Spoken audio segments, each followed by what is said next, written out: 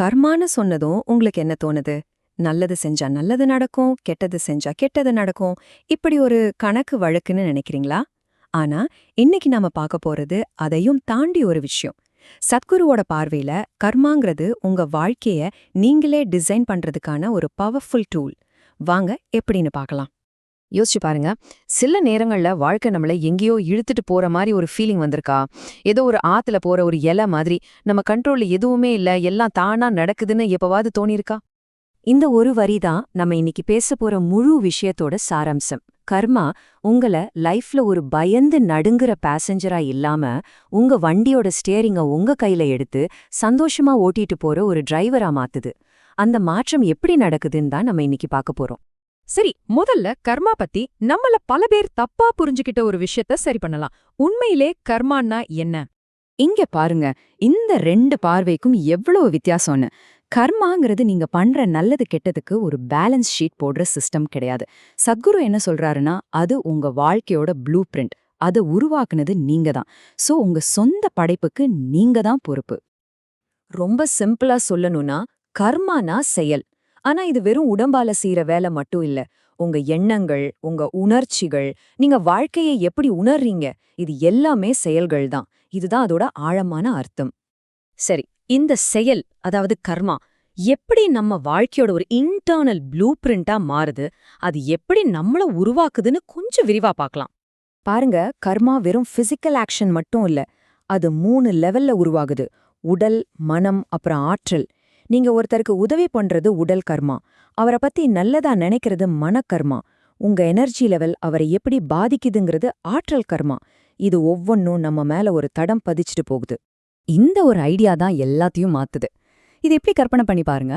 நம்ம வாழ்க்கை ஒரு கம்ப்யூட்டர்னா, கர்மா அதுல இன்ஸ்டால் ஆயிருக்கிற ஒரு சாஃப்ட்வேர். நம்மளோட கடந்த கால செயல்கள், எண்ணங்கள், உணர்ச்சிகள் எல்லாத்தோட ஒரு பெரிய மெமரி பேங்க் தான் அது. இது வெறும் செயல் இல்ல, அது செயலோட அழியாத ரெக்கார்டு.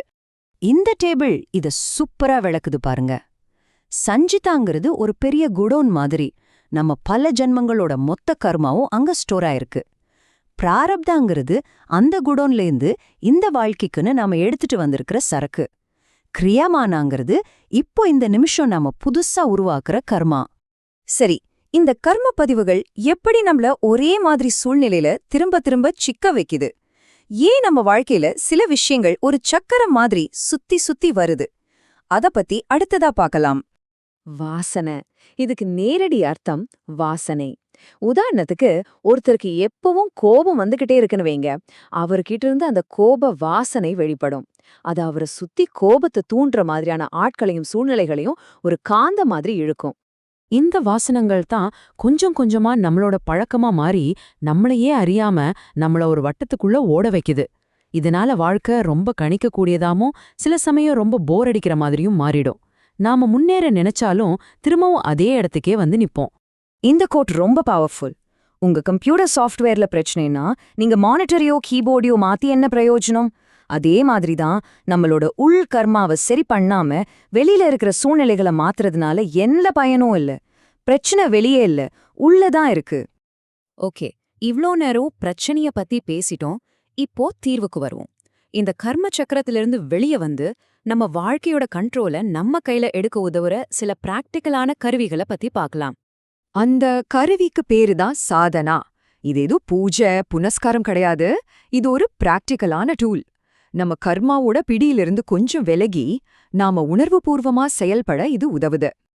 இங்கே சில ரொம்ப சிம்பிளான ஆனா ரொம்ப பவர்ஃபுல்லான சாதனாக்கள் இருக்கு. இது எல்லாமே நம்மள அறியாம நாம செய்யற செயல்களுக்கும் நமக்கும் நடுவுல ஒரு சின்ன கேப் உருவாக்க உதவுது. இது பார்க்க சிம்பிளா இருந்தாலும் கவனத்தோட செய்யும்போது பெரிய மாற்றத்தை உருவாக்கும். சோ முக்கியமான பாயிண்ட் இதுதான். நம்ம நோக்கம் கர்மாவை மொத்தமா அழிக்கிறதில்ல, அதுவும் முடியாது. ஆனா நம்மள கற்ற கயிற்ற நம்ம கையில எடுத்து அதை எப்படி பயன்படுத்தணும்னு கத்துக்கிறது தான் முக்கியம்.